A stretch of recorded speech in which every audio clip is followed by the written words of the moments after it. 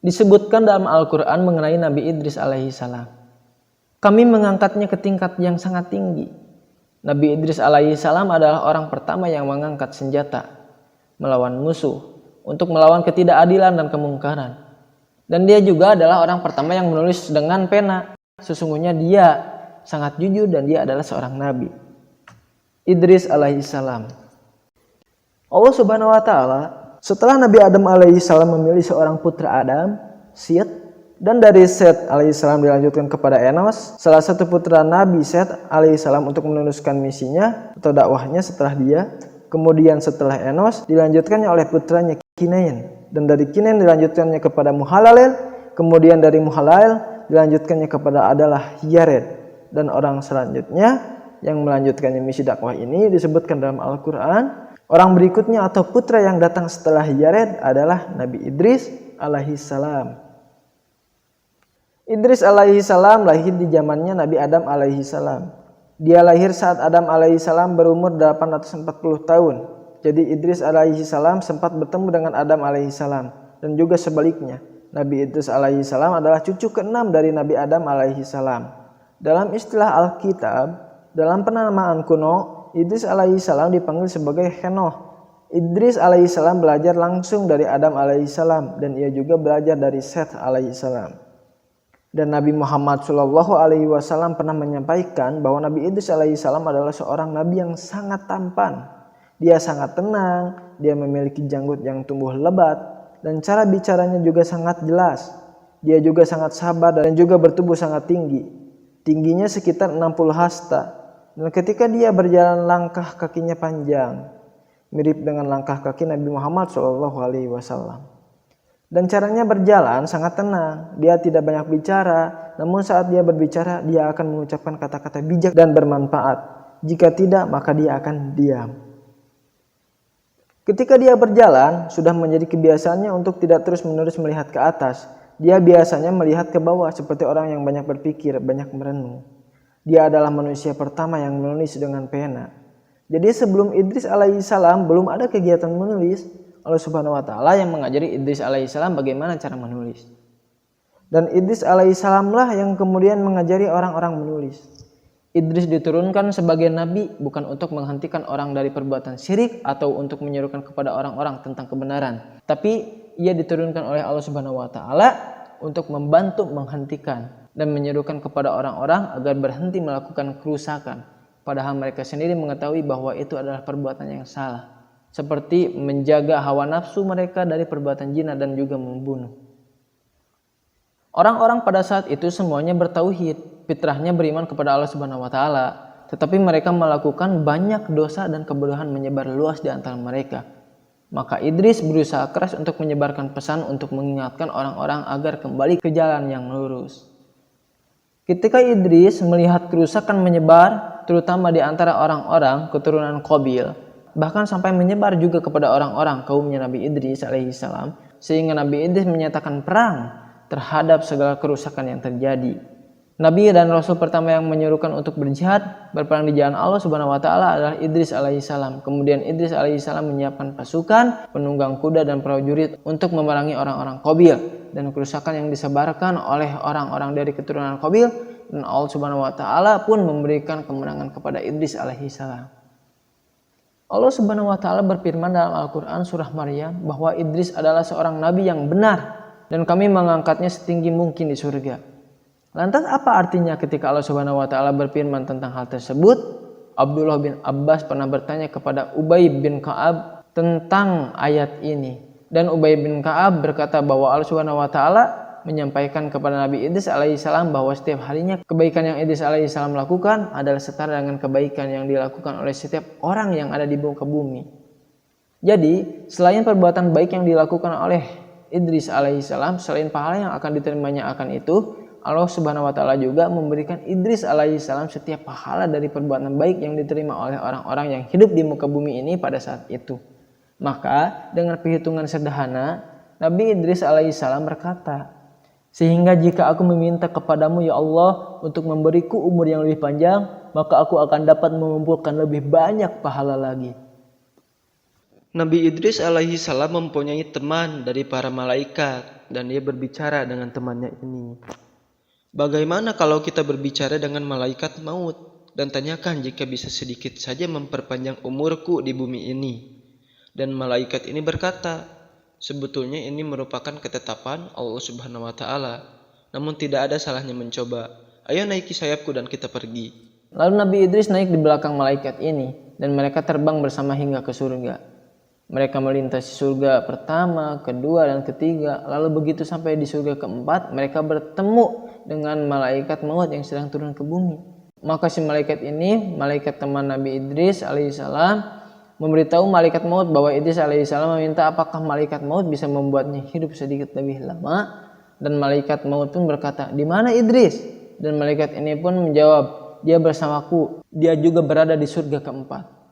Lalu malaikat maut berkata, subhanallah. Dan malaikat ini, malaikat temannya Idris alaihissalam pun bertanya, ada apa? Apa yang luar biasa? Lalu malaikat maut pun berkata, Allah Subhanahu wa taala memerintahkanku untuk mengambil jiwa Idris alaihissalam, mencabut nyawa Idris di surga keempat, dan aku pun bertanya-tanya, bagaimana aku akan melakukan ini?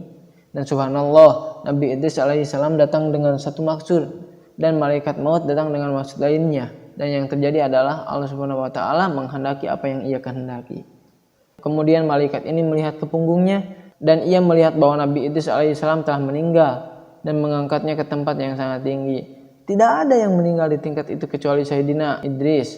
Dan Rasulullah Shallallahu alaihi wasallam pun menegaskan dalam hadis Sahih Al-Bukhari bahwa ketika dia naik Mi'raj atau perjalanan Isra Mi'raj, dia bertemu Nabi Idris alaihissalam di surga keempat. Setelah kematian Nabi Idris alaihissalam, kerusakan di bumi mulai meningkat dan semakin banyak. Namun orang-orang masih percaya pada satu Tuhan, yakni Allah Azza wa Jalla. Allah Azza wa Jalla yang maha tinggi, Allah Azza wa Jalla yang maha besar, dan Allah Azza wa Jalla yang paling kuat. Jadi setelah kematian Adam alaihissalam sekitar selama 1000 tahun, 10 abad seperti yang dikatakan Nabi Muhammad sallallahu alaihi wasallam, orang-orang hanya menyembah satu Tuhan, percaya pada satu Tuhan. Mereka percaya kepada keesaan Allah Subhanahu wa taala. Kemudian setelah 1000 tahun itu, saat itulah perubahan mulai terjadi. Terjadi kekosongan yang besar antara Nabi Idris alaihi salam ke Nabi dan Rasul berikutnya yang dikirim oleh Allah Subhanahu wa taala. Selama beberapa abad tidak ada Nabi dan tidak ada Rasul. Saat Anbiya tidak ada, maka orang-orang mulai mengikuti kepada para pengikut Nabi dan Rasul yang saleh. Pengikut Nabi yang terhormat, para ulama, orang-orang yang saleh, orang-orang yang baik, dan orang-orang yang saat zaman Anbiya adalah orang-orang yang dihormati. Ada 5 orang yang sangat saleh setelah Nabi Idris. Dan nama mereka adalah Hud, Suwa, Yahud, Ya'uq, dan Nasr. Pada saat ada Nabi Idris alaihissalam, orang-orang datang ke Nabi Idris untuk petunjuk. Dan setelah kematian Nabi Idris alaihissalam, maka orang-orang mulai meminta petunjuk kepada 5 orang saleh tadi. Namun setelah kematian orang-orang saleh tadi, apa yang terjadi? Setelah orang-orang saleh tadi meninggal, setan melihat peluang dan dia memulai misinya untuk menyesatkan manusia. Setan mulai dengan berbisik di benak mereka. Setan mulai mempengaruhi pikiran orang-orang. Setan berkata kepada mereka, tidakkah kamu tahu betapa hebatnya mereka? Jadi setan datang dan dia pura-pura ikut berduka. Sekarang kita lihat bagaimana taktik setan di sini dalam mempengaruhi umat ke dalam kesesatan. Setan mempengaruhi dengan bisikan-bisikan. Kita harus memiliki kenangan untuk orang-orang ini. Bagaimana kita akan mengingat orang-orang ini jika kita tidak cepat membuat sesuatu yang mengingatkan kita kepada orang-orang ini. Kita harus selalu menghormati mereka. Kita perlu melakukan ini. Aku punya ide yang bagus untuk kalian. Bagaimana kalau kita ambil sebuah batu, hanya batu saja yang sebagai simbol. Mungkin dengan melihat batu tersebut akan mengingatkan kita semua kepada hari-hari baik yang terdahulu. Jadi, bagi sebagian orang pada saat itu, gagasan seperti itu dapat diterima. Kita tidak melakukan sesuatu yang salah. Kita masih tetap percaya kepada Allah Subhanahu wa taala, beribadah kepadanya, dan kita tidak menyembah batu-batu ini. Batu-batu ini hanya sebagai suatu simbol untuk mengingatkan kami kepada orang-orang saleh ini. Sehingga kemudian orang-orang menerima hal tersebut. Dan generasi itu mereka menerima gagasan ini. Mereka cukup bijaksana untuk tidak jatuh ke dalam lubang yang lebih dalam atau berbuat dosa. Dan setan sangatlah sabar, karena dia memiliki rencana yang sangat besar. Dia sudah menabur benih, kemudian pergi, dan dia menunggu generasi ini berlalu. Kemudian generasi berikutnya datang.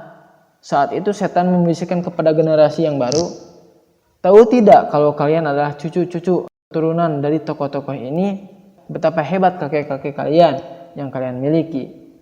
Kalian tahu apa yang harus dilakukan? Kalian harus lebih menghormati mereka. Mari lebih hormati mereka lagi dengan mengukir batu-batu ini agar lebih berbentuk lagi, menyerupai leluhur kalian berbentuk manusia." Dan orang-orang pada saat itu mulai termakan tipu daya dari setan. Mereka mulai merancang dan membuat suatu sosok manusia dengan menggunakan batu dan lumpur.